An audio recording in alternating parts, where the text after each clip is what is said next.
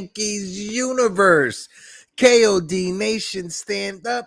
And all you Degens, wake up and get your coffee.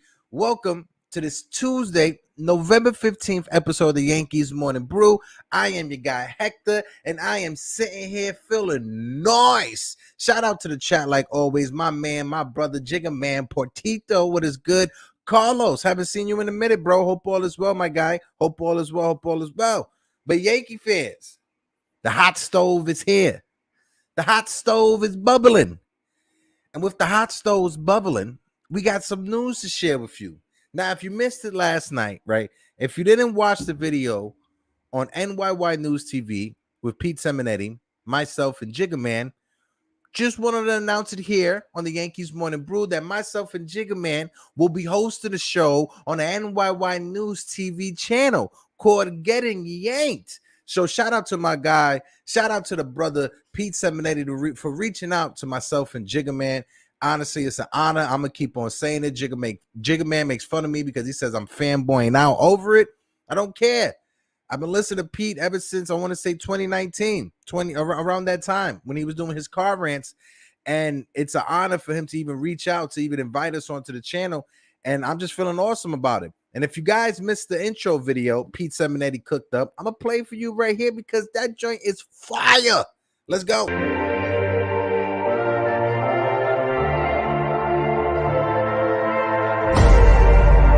I see you in 3D. The dawn is bright for me. No more dark for me.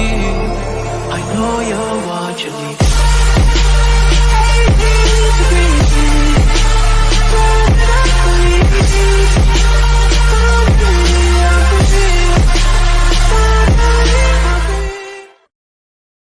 Yes, sir. Yes, sir. Yes, sir.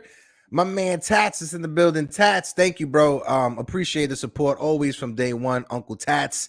And of course, Tyler's in the building. Tyler, what it do? What it do? What it do? And yes, Jigga Man, KOD Media, NY News Team. How you doing? How you doing? Maybe one of these days we'll get Jigga Man and Pete to have a how you doing off. Maybe. It all depends. But guys, besides that, oh, my man, DeCatcho, what is good, DeCatcho? Yeah, that intro is fire, bro. Like, I'm no lie, like I've literally been listening to that on repeat since last night. That video is fire. The song is fire. The video is fire. So shout out to my brother Pete for setting that up. It was awesome.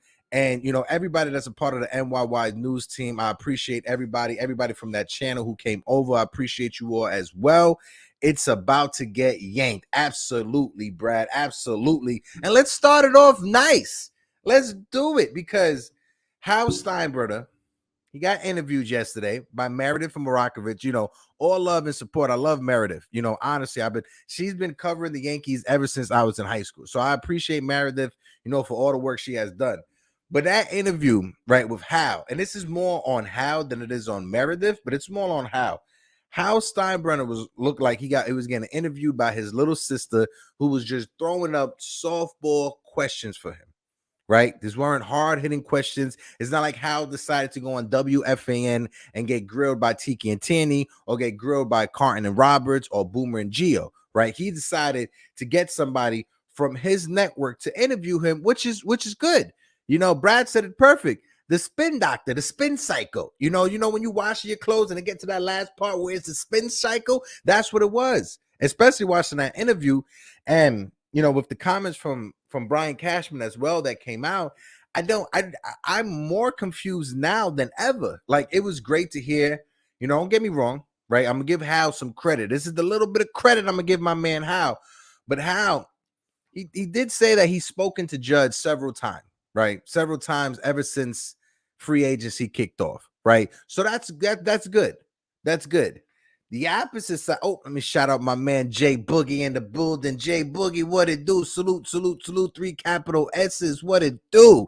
Jay Boogie said, good morning. Shout out to the chat and the panel. Blessings, health, and happiness to all. But I'm pissed if these words are true on Riz. Jay Boogs, bro, who are you telling, brother? Who are you telling? I was going to get to that, but Jay Boogie just brought it up. So I'm going to answer it right now from Jay Boogie. So appreciate Uncle Jay Boogie. But yeah, it's ridiculous. if Anthony Rizzo, granted, I understand this is just speculation, right? But if Anthony Rizzo signs with the Houston Astros, forget about it. Gut punch. The Astros had stolen our soul. The Astros have really become that menacing villain in a horrible comic book. But no, it's gonna be a sad day in Yankee land. And that's why I think, it kind of sounds like the front office is puffing us up for just a terrible offseason. Whether it's if they re-sign Judge, there's talks now that Josh Donaldson, IKF, and Aaron Hicks are going to be back next year to play. Aaron Hicks apparently is going to be the left fielder. Josh Donaldson and IKF, their regular positions. Huh? Can somebody talk to me? I'm about to hit you with the Soldier Boy. Aaron Hicks and left field. Huh? And the most surprising, number, right? When you look into the number, especially when it comes to Aaron Hicks, last year was the second most games he ever has played in a season in his career. 132, 133, something like that. But last year, those amount of games was the second most he played ever since his 2017 season when he got that contract extension. Oh, Jay Boogie, I got you. I'll send that to you ASAP. That right there was mind-blowing. His on-base percentage was 330. Good but not great. Not what we're normally used to seeing from Aaron Hicks. I think his best season was a 380-something on-base percentage, and then 360 right after it. Aaron Hicks never been a high batting average guy. But if you guys are watching the same thing that I've watching over this 162 games, 130 that he played, I think we're all in the same conclusion. Aaron Hicks is washed. Aaron Hicks is legit washed. Why is it that Brian Cashman, right? And I get it. He doesn't want to come out and say that, this person's trash, that person's trash, because you still want to try to get some type of value back for them, whether that be a lower minor leaguer that nobody knows about, a player to be named later, or hell, a vending machine to put in the single A team. That way they can have some chips, cookies, whatever. Right? But I do not understand, why is it, Brad, great point, I was just about to get to it, that the Cubs can eat Brian Haywood's contract, right? Realize that at this age, the type of player he is not the direction they want to go. How is it that the Cubs can recognize that, eat his contract, which was a big number, but the Yankees at the same time cannot eat Josh Donaldson and Aaron Hicks's last remaining few years, especially with Hicks on his contract? What? I'm lost. I'm confused. Are these the Yankees, or are these the Kansas City Royals who are strapped for cash? Are these the Yankees, or these the Miami Marlins who are strapped for cash? Not even the Marlins are that strapped for cash. They spend more money than the Yankees have been when it comes to certain players. It's ridiculous when it comes to this. Starting point one is Aaron Judge. That's where we start. And, knock on wood, I guarantee you right when I say this, at 12 o'clock in the afternoon is going to come out. But as of now, we haven't heard Aaron Judge flying out to San Francisco to go meet with the Giants, right? We haven't heard Aaron Judge taking a plane, going out to LA to meet with the Dodgers, right? The Yankees need to get this done. Point blank, period. But that's the thing. If Jonathan, if you were a GM, right, and if you were going to trade with the Yankees for Hicks and Donaldson, I want a prospect back. I want a top 5 prospect back. If I'm going to absorb $30 million off of your payroll to help you out, I'm going to want a top 5 prospect. If not a top 5, maybe that's greedy. Give me a top 10 prospect. Point blank.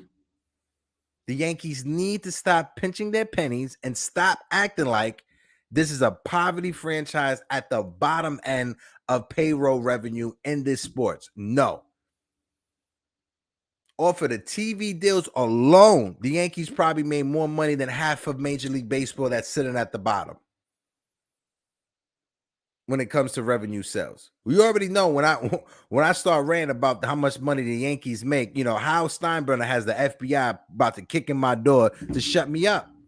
Because it is ridiculous that with the money that comes in, how Steinbrenner decides, you know what, I'm just going to spend 24% of that and put it back out there. You're making record profits every year, but every year you decide, you know what, I'm going to just scale it back a little bit. I'm going to use 24% of what we made last year for this payroll. That's not how you conduct good business. If that is how Hal decides he can conduct good business, go ahead. More blessings to him. My man Brad said, Hal isn't cheap. He stumps the cash up, but Cashman pisses it up against the wall. Something has to be done because, like Brad said, right, Hal wasn't cheap when it came to spending on Josh Donaldson, right, and IKF in that trade. He approved that trade, especially from the financial point of it. Hal approved that. But it's still Brian Cashman making these bonehead moves.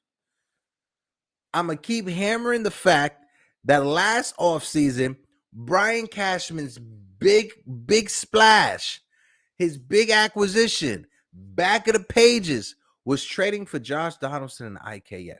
And did that work out? Absolutely not.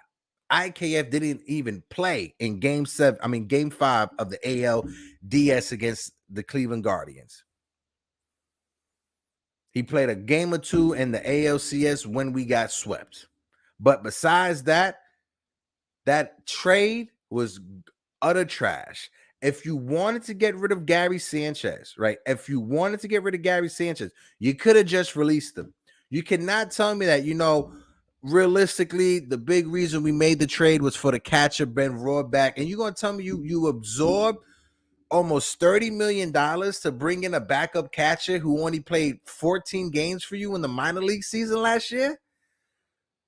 That's what you absorbed $30 million for? A backup catcher who didn't even make the spring training roster because he was injured, and you had to go out there and find your all-star catcher in Jose Trevino? That's who you absorbed $30 million for?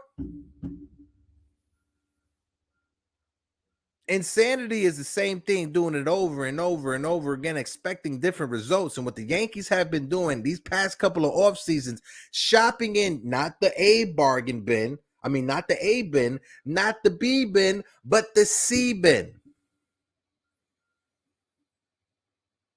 Trying to get discounted players, trying to take a fly on a guy. And I get it. It has worked out for you. It has worked out with Clay Holmes. I get it. I understand that. It has worked out with Jose Trevino. I get it. I understand that. But sometimes you need to recognize 1, 2, and 3, where you need to fit in those big ticket players. And in left field, you definitely have to do this offseason. Whether it's bringing back Trevino, whether it's bringing back Andrew Benintendi, or whether it's going out and getting Yoshida from Japan. Whatever it is, it cannot be Aaron Hicks in left field. Because if it is Aaron Hicks in left field, oh my God, Yankees morning brew next year, I'm gonna be having a cup of alcohol every morning. I'm gonna have a whiskey every morning. You know why? Because it's 5 o'clock somewhere in the world, right? But if I'm watching the Yankees next season and they have Aaron Hicks in left field, we'll talk about Donaldson and IKF for now. But if they have Aaron Hicks being the starting left fielder next season, oh my God, this right here is going to turn into some dirty tea. And you know what I mean with that dirty tea. Let me check out the chat real quick. My man Chris says the problem is Hal have too much faith in Cash. He needs to stop because he needs to realize he's giving someone permission to spend his money dumb. Yep. Listen, Hal Steinbrenner has been with this team since 1986. 1986 was the year the Red Fox show got canceled. That's how long Hal Steinbrenner has been with the Yankees. When Brian Cashman got hired, not Hal, I said Hal, I'm sorry. Brian Cashman, 1986, the Red Fox show was still airing. It wasn't until later on that season it got canceled. That's how long this man has been with this organization in the front office, or some capacity in the front office. Brian Cashman, Appreciate you climbing up that wall every Christmas time for the kids. You look amazing with that big beard of yours. But my man, it's time for you to retire. Do what you want to do, but just retire. Go play Call of Duty or Fortnite, whatever. But your days are done, in my opinion. My man Tyler said, "Is Rohrback even alive?" I don't even know. I don't even know how that man sounds, let alone how that man even looks. Tyler, just when I calm down from my own show, you get me fired up all over again. Listen, Taz, my apologies, bro. I'll send over the heart palpitation pills right now. He said Brian Cashman got to be related to Leon Rose. He just got to be. I think they're cousins, bro, honestly, because the bonehead moves that they've been making. Don't even get me started about Leon Rose. Make sure, hey, C-Mac, make sure you tune in tomorrow. Next morning, brew, we're going to have Anthony MSG on to fully break down what's been going on with this Yankee. So make sure you tune into that. Cashman gets no kudos for Trevino's as it was a last-minute move. To say it was a last-minute move. The only reason he went out there and got Trevino was because of Rohrback's injury. And like I said, I give him credit. Like Trevino worked out. The other Trevino worked out who we got back in the Montage trade, right? Clay Holmes, that worked out phenomenal, right? Moving certain players to free up international money so you could sign Roderick Arias, Jason Dominguez. All that Cashman gets credit for. He gets the credit for it. It's when he does bonehead moves and then he doesn't take accountability for them, right? If you make a mistake, right? I've always lived in the realm of honesty is always the best policy, right? When I used to work EMS and I was a 911 supervisor, my chief for Citywide, my 911 manager, they always told me, listen, whatever happens out there on the field, whatever happens, even if you was in the wrong, Hector, just be honest with us, right? Honesty goes a long way, right? Always got to be honest. I'd rather, if you mess up, you tell me you mess up, I'll forgive you. It's when you try to sugarcoat stuff, right? It's when you try to throw me in for a loop. That's when I get a little P-dog. That's when I get a little P.O. Let me check right now. Oh, Jonathan is in the chat. Jonathan, what it do? Salute. He said Yankees have a habit of giving players a long-term deal. Yankees have giving players a long-term deal to players that just have 1 or 2 good years.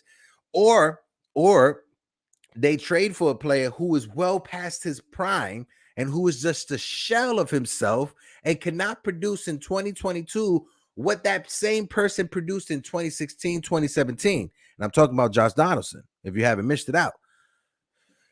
My man Carlos said, watch out with the Houston trap. That could be to have New York overpay for Rizzo, just like Boston did with DJ. Listen, if that's what it is, that's what it is. You know, I've always said I wouldn't mind giving Anthony Rizzo a 3-year deal, $22 million per. I wouldn't mind that at all. You know, $20 million per. Give him a bump of $4 million, $6 million pay raise for the next couple of years. I wouldn't mind that at all. I want Anthony Rizzo back. As much as Aaron Judge is priority number 1. Anthony Rizzo is priority number 2, because if you just think about it, right, take a step back, right, hit 32 home runs, right, he had a low batting average. I agree, 100% agree with that. But with the doing away with the shift, right, Anthony Rizzo is going to be the number 1, if not number 2 player that benefits from this the most. So if Anthony Rizzo goes out there and he raises his batting average from where it was to 360 or 270, add an extra 40 points to his batting average, and he goes out there and hits 32 home runs again, I'll take that. I'll sign up for it. $20 million a year, $22 million a year. You have the cachet to do it. Go out there and make the moves that you have to make. And the Ellsbury thing, Jesus Christ. Ellsbury was still getting paid by the Yankees, right? When he went out to Fenway Park in a Red Sox jersey for that celebration. Ellsbury was still on the contract with the Yankees. That Ellsbury deal was probably the worst free agent signing that Brian Cashman has done in his tenure running the Yankees. Carl Pavano's up there. Kevin Brown's up there. You know, you could just look at the past 20 years Name me a pitcher, a starting pitcher that the Yankees, that Brian Cashman has developed that finished in the top 5 in Cy Young. I wait. Because there only been one. Can you guys name me that one pitcher over these past 20 years that finished in the top 5 in Cy Young voting for the Yankees? I'll give it about like 5 more seconds before I spoil it for you. It was only one. And that was the only time he ever finished in the top 5 in Cy Young. It was Ching-Ming Wong. Ching-Ming Wong over these past 20 years has been the only starting pitcher that the Yankees have developed that finished in the top 5 in Cy Young voting. That's Ching-Ming Wong. Oh my God, don't even bring up Kei Gawa. Oh my God. Kei Gawa, the man who decided I'm going to wear shades while pitching. Why? Because I look good doing it. That's why. Jesus Christ. My man Carlos says, it's the effect that creates on your payroll because you sign Judge and RIZZO to Q's deals. You have your payroll compromised and basically you're rolling it up again, the same team which got swept. That's the thing, Carlos. The Yankees, at the end of the season, after the trades and everything was done, they spent $268, almost $270 on their payroll, right? The Dodgers and the Mets spent more than them, right? I'm in the camp that there's no way, there should be no way that the Yankees aren't spending at least $320 million a year on their payroll, an extra $50 to $60 million on their payroll. There should be no reason why not. And I'm going to tell you why, and for one reason only. Us fans, we invest our hard-earned money into this team. When we go to the stadium and we buy these outlandish tickets for the outlandish prices that they are, $200, $150 to sit in the third upper deck. You could just dream about hitting the lotto so you could go down, right behind home plate. The legend seats that are $1,500. We all dream about that, right? The legend seats. But we still go out there and we spend our hard-earned money on this team.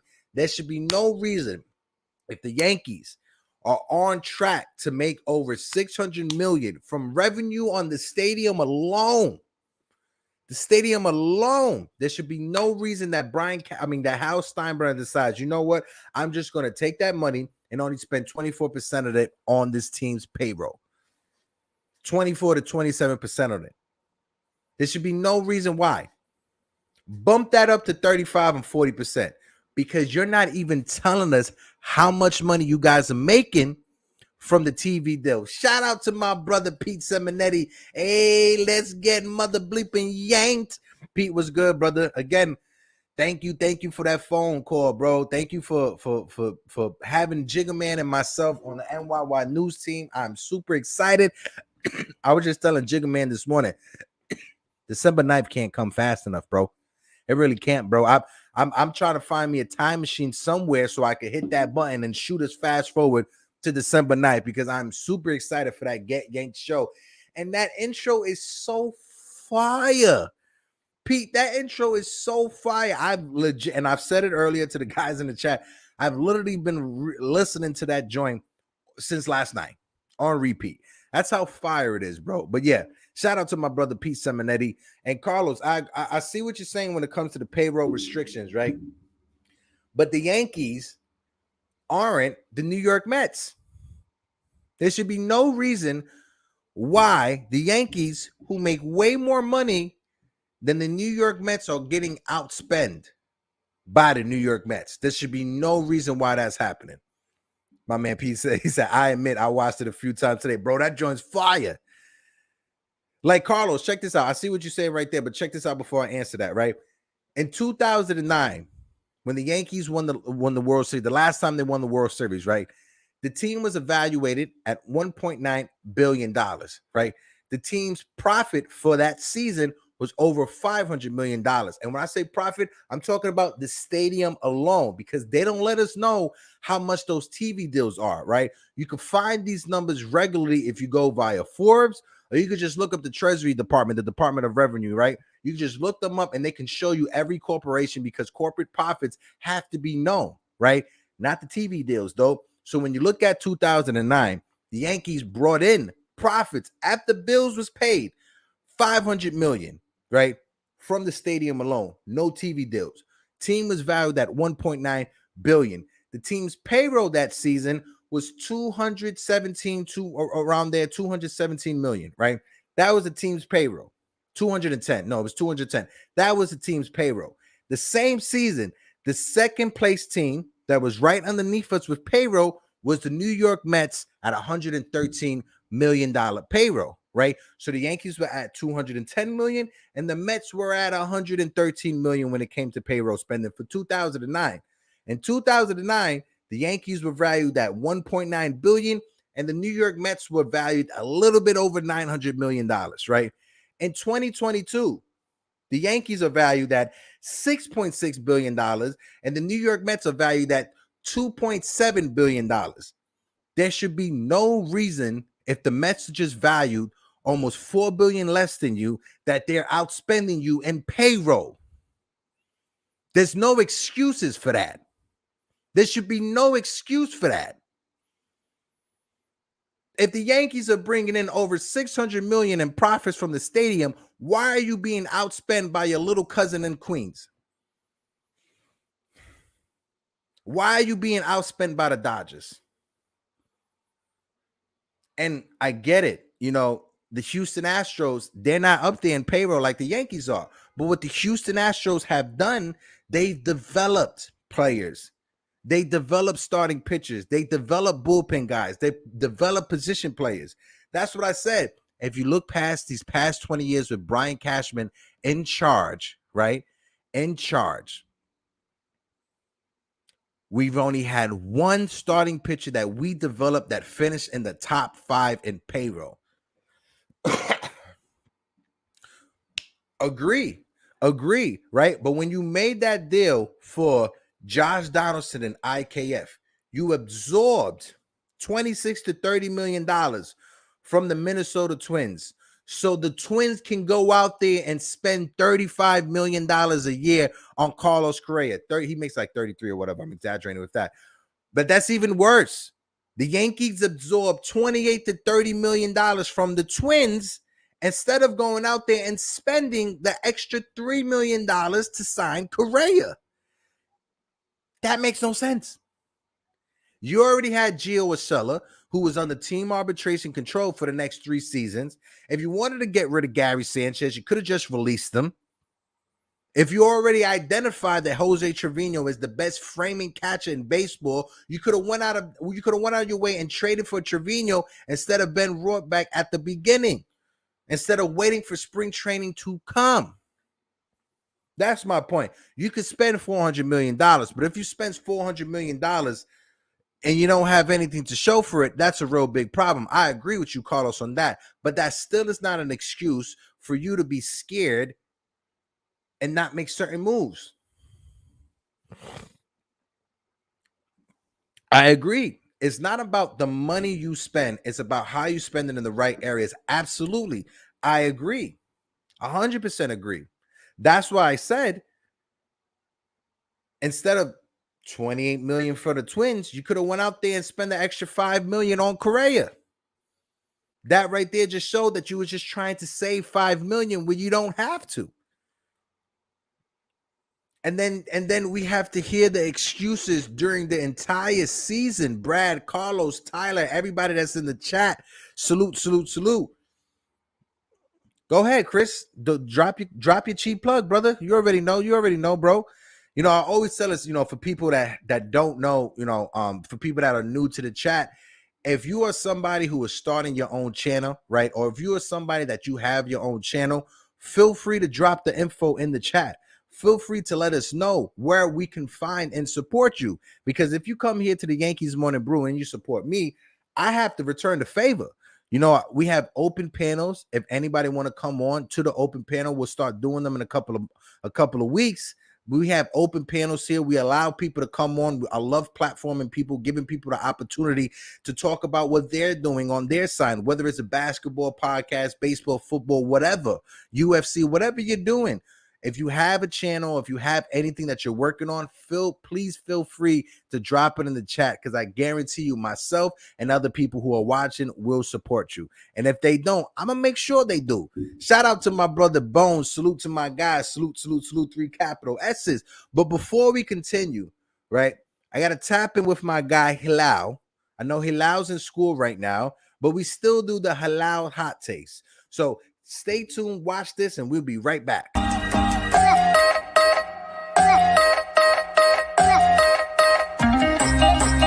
Hello, everyone, and welcome to another episode of Hill's Hot Takes. We're on episode 2 now, and I am so excited. Today, we're going to talk a little bit about the Yankees offseason trades, free agency. I think they're going to make. We got a lot of fun stuff to talk about. First, I got to salute over there to Hector and Jiggaman for making a partnership with NYY News, and they're going to be having a podcast every Friday. I'm sure Hector has told you all about it, but so exciting for them and couldn't be more happier for them. And those are the right guys that you guys want running your show. So happy for them. But let's talk a little bit about the Yankees, starting with Gleyber Torres. Do I think Gleyber Torres is going to get traded? There's a lot of rumors saying that Gleyber Torres could be flipped for Pablo Lopez. We saw that at the trade deadline last year, that they were nearing a trade, and I wouldn't be shocked to see them complete that. I don't know if the time just ran out, they couldn't have enough time to do it, or what there was. Maybe the Yankees didn't give like a slight better of an offer and they can get it done. I think if the Yankees maybe find a way to get that done, it could be a solid deal, adding some starting pitching. The Yankees probably don't need some starting pitching. So I'd like to go out. We spoke about it in the last episode of Hill's Hot Takes that I don't want Aaron Judge back, which is a hot take, and that's why you guys should go watch that one. But let's start off with bats we should go out. Trey Turner is a perfect fit. Trey Turner, speed, brings energy into the clubhouse. Everything. He's an all-around player, and he's the player that you need. So if I'm the Yankees, I'm getting Trey Turner. I'm making that trade for Pablo Lopez. That solidifies starting pitching, gets you leadoff hitter at the top of the order, speed, everything, gets you the stolen bases. And then who else am I looking for? I'm maybe considering Justin Verlander if they can't complete the Gleyber Torres trade. And honestly, I think you get Trey Turner and maybe an outfielder, whether you bring back Benintendi. The question is, do you bring back Carpenter? I don't know about that. I think it's definitely not a bad move. Apparently, he was playing injured, so I would not be shocked to see them bring back Carpenter. I'd like to see them either bring in Nimmo or Benintendi. Conforto is of consideration. Also, Masataka Yoshida from Japan apparently is being considered, as he is a really good left fielder. That left-handed batting system will fit really well. So I wonder if the Yankees will go consider Masataka Yoshida, but I think they definitely should get another outfielder, whether that's Yoshida, Benintendi, Nimmo, and then obviously Judge, if they can go out and get him, that could be great. And my opinion is it wouldn't. But as the Yankees front office thinks, obviously if they can go out and get him, it would definitely not, like, I would not be shocked, nor would I be upset if they signed Judge. But I wouldn't be upset if they didn't sign him either. So I'm kind of middle here. As long as he doesn't go to the Red Sox or something, that would definitely be frustrating, and I don't see that happening. But yeah, this should be an exciting offseason. A lot more to come here on the Yankees Morning Brew and Hill's Hot Taste. Thank you guys so much for watching. Hector, back to you. Hello. Always love it, brother. Appreciate your hot takes like always. And you did come in with a hot take about Aaron Judge. And I see what you're saying, right? Because we got to ask ourselves, right? In the history of baseball, there's never been a player at the size of Aaron Judge to produce past his 35th or 36th year, right, of age. Aaron Judge, he's going to be 31 by the time the season starts, right? Or during the season, he'll have his birthday. He'll be 31. If the Yankees go out there and give him an 8-year deal, it's going to take him to his year 39. How good or how bad are those last 4 years going to be? I'm under the thought, this is me thinking, this is my beautiful mind thinking, but I believe that when Judge is a unicorn. I'm gonna just put it out there like that. Judge is a unicorn, right? Judge, he didn't start playing baseball until later on in his life, 16 years old, right? That's when he started playing baseball. So Aaron Judge, he doesn't have the wear and tear like somebody who played travel ball at 12 years old or 13 years old, right? It's a big thing when you're developing, right? You when you're younger, those wear and tears, they patch up, they heal. But when you're in your 30s, especially your late 30s, like myself, 33, not 30, whatever. But in your late 30s, them same things ain't healing as they used to be, right? The wear and tears are catching up to you in your late 30s. Aaron Judge, I think he avoided those wear and tears by waiting, or not waiting, but by just playing at a later stage of his life, right? Now, what some things can happen. Maybe Judge gets hurt when he's 35, 36, and he's not the same player. We don't know, but we're paying Judge for what he did last year and for the first 4 years of that contract, right? Aaron Judge, ever since he came into Major League Baseball, his rookie season, has been the most unpaid player in Major League Baseball. Every arbitration, the Yankees are balling him for arbitration, right? This process, that's another conversation for another day with the collective bargaining. But ever since Judge's rookie season, he has been underpaid. Every year he has gone into arbitration, the Yankees have lowballed Aaron Judge. He remembers that. He puts that in the back of his head, just like Jeter did. And that's why we have heard Jeter talked about his free agency and how he felt towards Brian Cashman. So all that is in the back of Aaron Judge's head to consider while having these conversations when it pertains to his contract. Right? I'm in the camp that I'll give Judge $320 for the next 8 years, lock him up, throw away the key, make sure he doesn't leave, or make sure he doesn't go to San Francisco, Boston, or Queens. I highly doubt Queens because I think there's an understanding between Hal and Steve Cohen not to touch each other's, players. I think that's why the Yankees won't even try to go after DeGrom, right? But then at the end of the day, it's a wild, wild west. Anybody can do whatever they want to do, especially when you're a billionaire like those two that just got the money to spend and the money to burn. But let me just look at the chat real quick. My man Carlos is on fire. Appreciate that, Carlos. Again, come on the panel, baby. I have an open panel, Carlos, so you can come back on in a couple of weeks for the open panel. But he said, don't get me wrong, I agree with you. What I'm trying to figure out is how to improve this team with their current philosophy and the way they spend. Because one thing of what I wish and what reality is, I can understand that. Most respect with that take, Carlos. And I definitely understand that because all we have to go off of is the Yankees track record, right? So the track record shows us that since Hal has taken over the team, because I think the Ellsbury contract was under Hank's leadership, right? So ever since Hal took over this team, he's been very focused on being fiscally responsible and making sure we don't violate that tax threshold, which I understand it. Because if you go over the tax threshold, if you're a repeat offender, you get hit with losing draft picks. You get hit with losing international signing money, right? I understand that and I get that, right? So that just puts more of an emphasis on developing and the farm system. These next batch of young kids that come up, right? The next batch of baby bombers that come up, we have to hit a home run with at least two of them. Dominguez and Volpe, if they turn out to be Gary Sanchez and Clint Frazier, we're gonna have a problem. We're gonna have a problem. If Volpe and Dominguez don't live up to the hype and they wind up being, Miguel Andujar, Gary Sanchez, it's going to be a problem. Gleyber Torres, it's going to be a long, depressing problem here in Yankee land. If those two stars don't, those two young players don't turn out to be stars. Hold on, because Baseball America just released their prospect list. I got it right here. So Baseball America came out with their prospect list, updated prospect list. And for the Yankees, we got Anthony Volpe, number 1. Oswald Peraza, number 2. Jason Dominguez, number 3. Everson Pereira, number 5.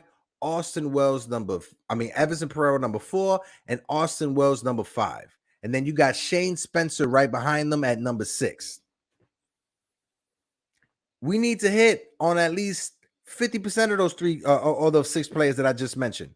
And they're all position players. We have Will Warren, who's on that list as well. Will Warren, who has been drafted by the Yankees. He's been making his way up. So hopefully we see something good from Will Warren, right? Because the Yankees, one thing they have not done is consistently produce starting pitchers that stay healthy. I love Luis Severino. I love his attitude. I love his grit. I love his heart. I love his passion. But the man hasn't been healthy. Hopefully this season on a contract walk year, he's healthy and he has the best season of his career.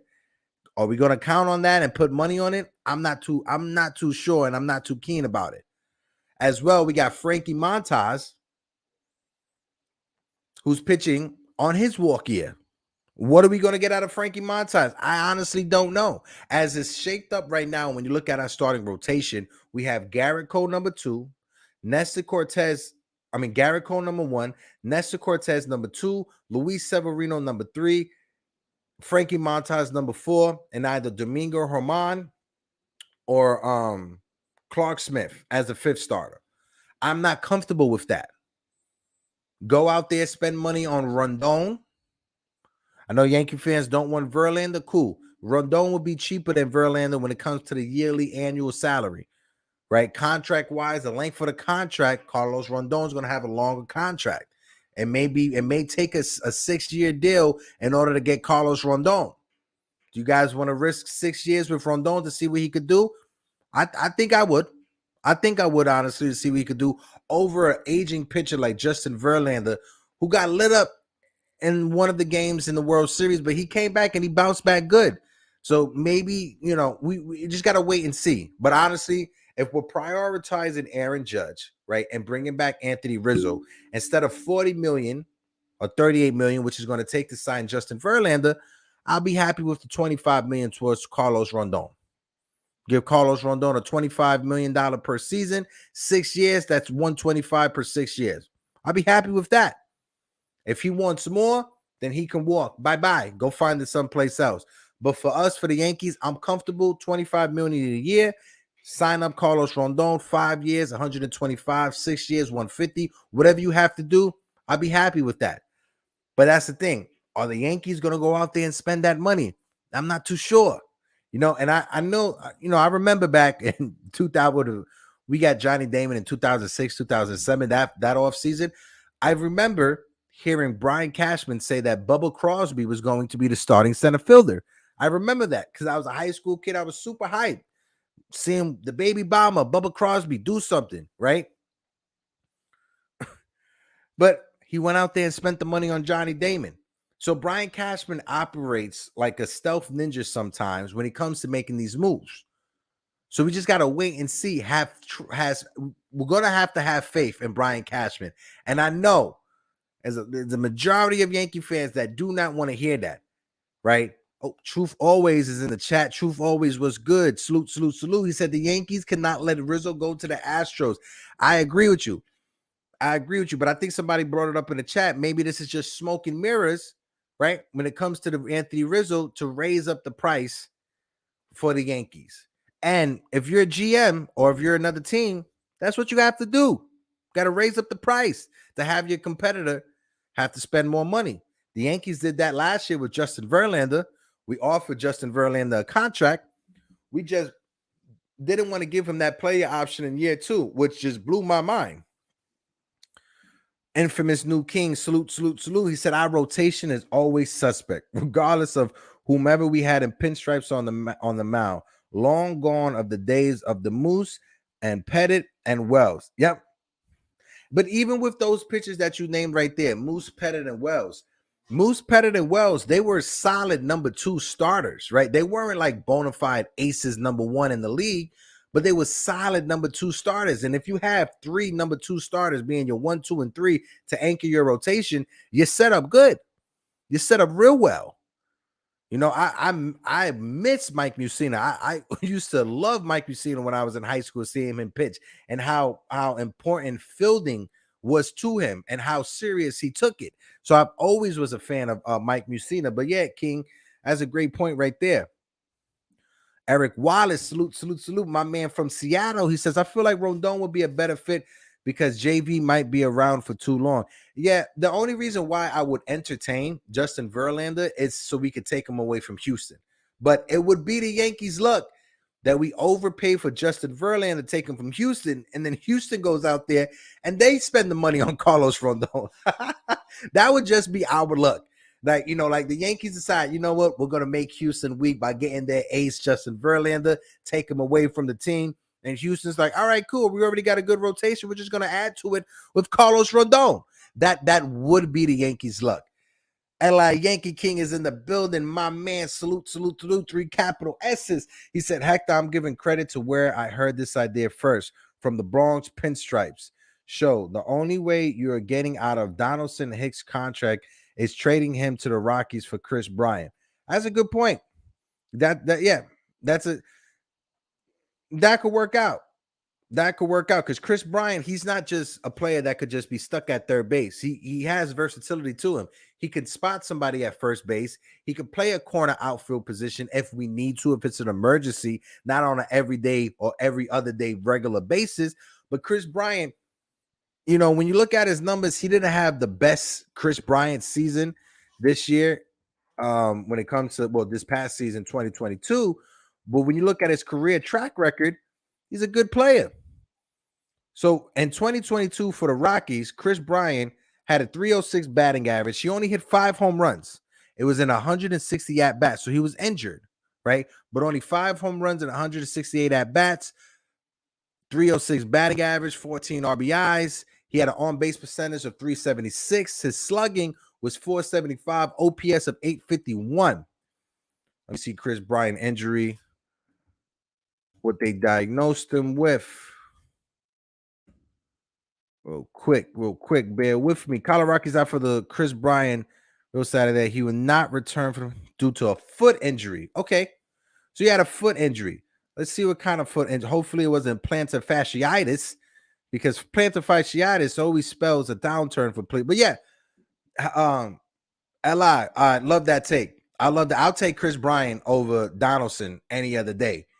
I'll definitely, especially for Hicks. I'll pay half of that contract in order to make that happen. But let me see Chris Bryant's contract just so we could compare it. Chris Bryant's contract. It is right there. You said you got that from the Bronx Pinstripes? That's good. So he has a 7-year, $182 million contract. His base salary is $27 million per season. So that's less than the combination of Josh Donaldson and Aaron Hicks. Thanks for Bronx Pinstripes. I gotta check them. I think I've already followed them, but I gotta watch that video because I'll make that deal. Let me know in the chat. Let me know what you guys think. Put a W in the chat if you're making that deal. Put a W in the chat if you trading Josh Donaldson and Aaron Hicks for Chris Bryant and his 7-year contract with 6 years left. So if you think of it like this, Aaron Hicks has 3 years left on his deal. Josh Donaldson has this year and a team vesting option for the next following season. 6 years for Chris Bryant, $27 million a year. We already have his friend from Chicago and Anthony Rizzo. So maybe being reunited with a former teammate, maybe that brings out the best of you. And Chris Bryant, he has always been touted as somebody, especially since he was a prospect, as being a big time bat. So I'll take Chris Bryant. Great question, Chris. I'm gonna look it up right now. How old is Chris Bryant? He's 30 years old. He turns 31 January 1st. Right? So when you look at his contract, let me go to sportrack.com because that's the best place to look for the contract. He is signed up into the year of 2028. So he signed that extension last year with the Rockies. And 1, 2, 3, 4, 5, 6. Wait, 2, 3, 4, 5, 6. Yes, 6 years left. $27 million from 2023, $27 million 2024. But then it goes down to $26 million in 2025, 2026, 2027, and 2028. So yeah, that's a deal I could make. I could live with. Let's see. Take him to age 37. Yep, that'll take him to age 37. But that's another thing. We're gonna have 2 ages, and that's why I have my hesitations, right? Tyler just brought it up. Great point. Thank you for smacking me back to reality, Tyler. But Tyler just brought it up. If the Yankees extend Judge, right, 8 years, that's gonna take him to his year 39. We will have Chris Bryant into his year 37. we will be a very, very old team with both Chris Bryant and Aaron Judge on our team. Who knows? Maybe in 2025, 2026, when Chris Bryant's 35, 36, 37 years old, or before he reaches the last year of his contract, maybe the Yankees cut him. Maybe they eat that $27 million. We don't know. But we don't want to be stuck with having to flip-flop Aaron Judge and Chris Bryant in that DH role, or be stuck with one has to play in the field, possibly get injured, hurt us defensively, and the other one is stuck at the DH. That's what I would avoid. But would I entertain it? Absolutely. Absolutely. It's the age for me, but would I entertain it? I definitely would entertain it, especially Chris Bryant, his track record. My man Tat says it's the age for me. 100% agree. Can't push the youth while plugging aging players into the mix. I mean, you're right. You're absolutely right. Would I entertain it just so I can get off Josh Donaldson and Aaron Hicks's contract? Oh, you best believe it. You best believe it. Is that plus Stanton would be up there in age as well. That's another thing we got to consider. Stanton's age. I'll tell you right now, Giancarlo Stanton's contract, when you go to Sports Tack, his contract is to the year, it ends 2028, which is a club option. So basically the same year that Chris Bryant contract will be done, it's the same year that Giancarlo Stanton's contract will be done.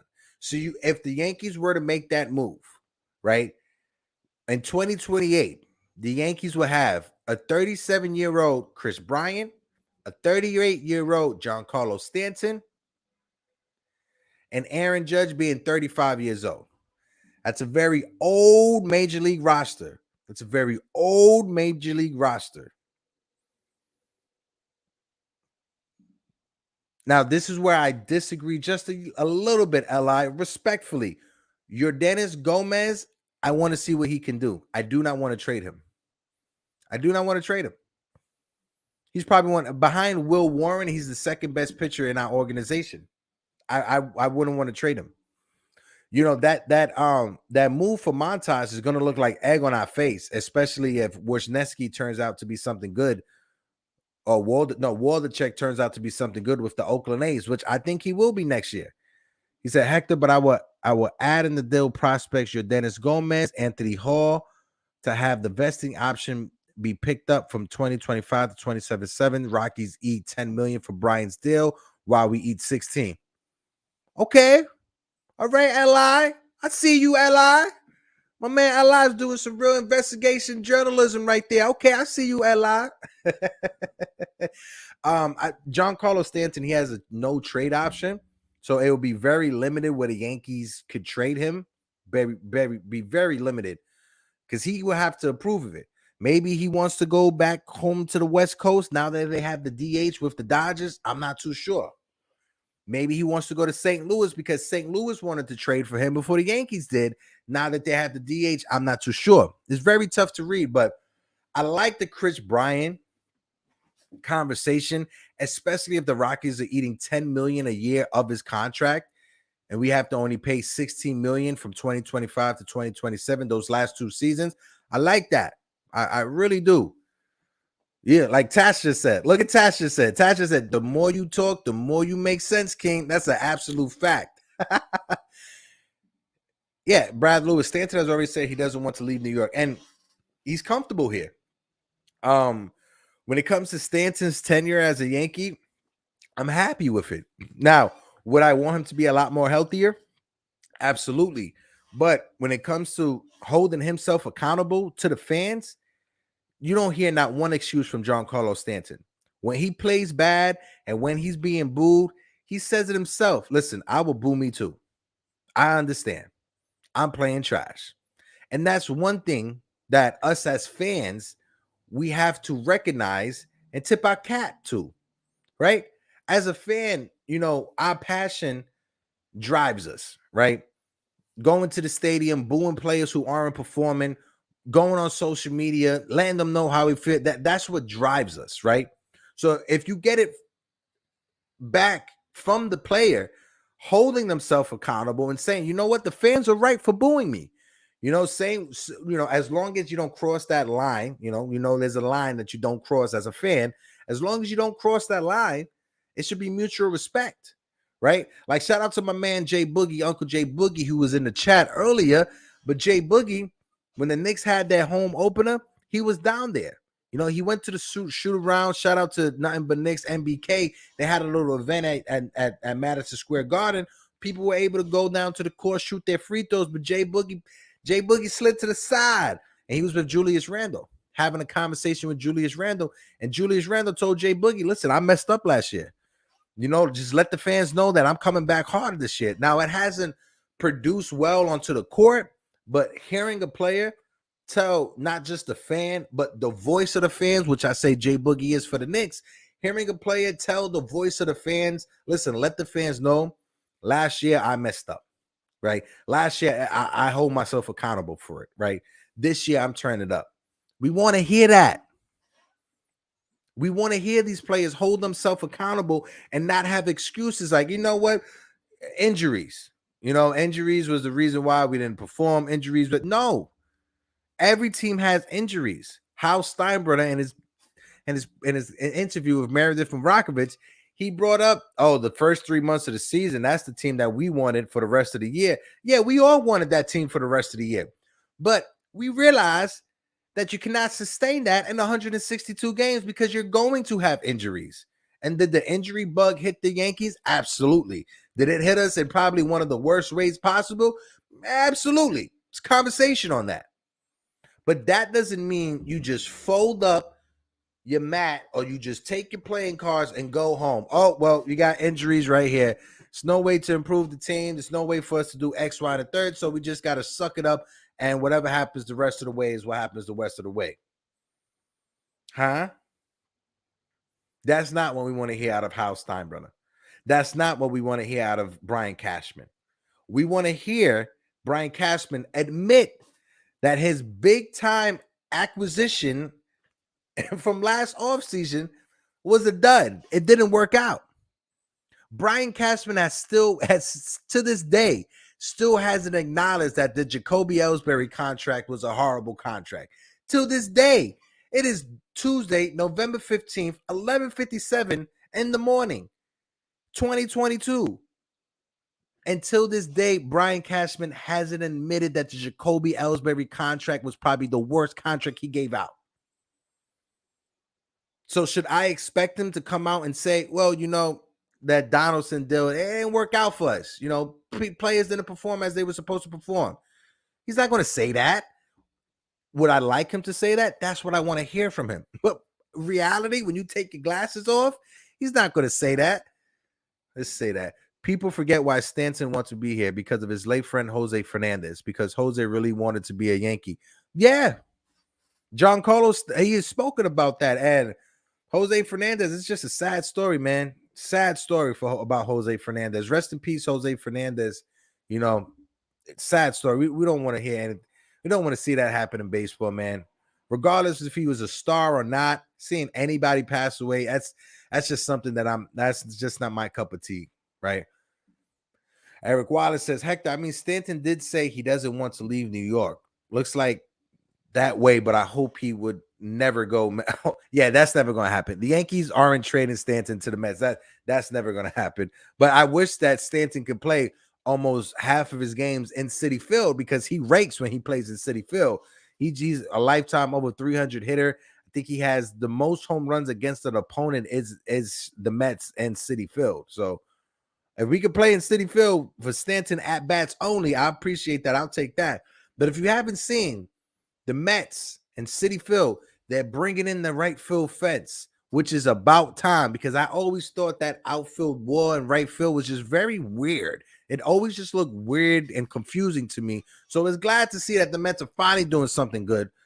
Eli said, here is the thing. Cashman could say, after seeing the year JD had, I don't think he is the right fit for New York. We are going to talk to his agent to see what we could do.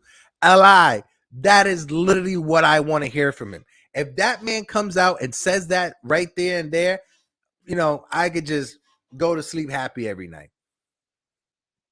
And that's right there. That statement that Li just made right there, right? It wasn't slanderous towards Josh Donaldson. You're not beating him down. You're literally just pointing out the obvious. It didn't work out in New York last year. It just didn't work out. Josh Donaldson, as great of as a player he has been in his career, it just hasn't worked out with the Yankees. But guys, I appreciate everybody for tuning in. This has been a fantastic episode of the Yankees Morning Brew. I think we got to 22 consecutive watches at one point, which is where we like to be. Let's get that number a little bit higher. But I want to shout out to everybody in the chat. Shout out my brother Carlos. Hope all is well. Salute. As well, Chris the Flash, NY Yankee King. Uncle Tats was in the building. Got to salute Uncle Tax. Eric Wallace, appreciate you as well. Brad Jewett. Listen, Brad, in a couple of weeks, we're going to have the open panel, Brad. So if you're more than welcome to jump on the panel, just like Carlos says, for the open panel. You're more than welcome to. We'd love to hear your insight. You're very knowledgeable in the chat. So I would love to see what you can do on the panel. But no pressure if you don't want to. I understand a lot of people don't like coming onto channels and stuff. But if you want to, the invitation's out there, brother. Just know Brad. Tyler as well, same thing goes to you, Tyler. If you ever want to jump on an open panel, you're more than welcome to. I just always ask people, if you're going to jump on the open panel, just make sure you're in a spot where there's not a lot of noise around you, where you have good lighting. I don't want to just see two eyeballs in a dark space around you. That's a bit scary for me. I get a little scared. I'm a little scaredy cat. But Infamous New King as well, salute to you as well. James Cook, like always, appreciate James Cook as well. And I'm looking for December 9th. I can't wait. I cannot wait for December 9th in the Getting Yanked show. Brad Lewis said, I'll be at work, Hector. Thanks for the invite. All right, Brad, whenever you're free, whenever you get one of those sick days, you want to call in for work, just know that the invitation is out there. Even if you show up when I'm not doing an open panel and you're free, just let me know you're free. I'll throw the link into the chat. That way you can jump on. Same thing for you, Tyler. If you aren't available because you're at work, whenever I have the open panel and you are available just one of these mornings, just let me know. I'll throw the link into the chat. I would love to have a conversation with my guys. But guys, like I said, bring on December 9th. Let's go Yankees. The Getting Yanked show. Oh, I cannot wait. Appreciate everybody for tuning in. I am your host, Hector, of the Yankees Morning Brew. And like always, a peace out.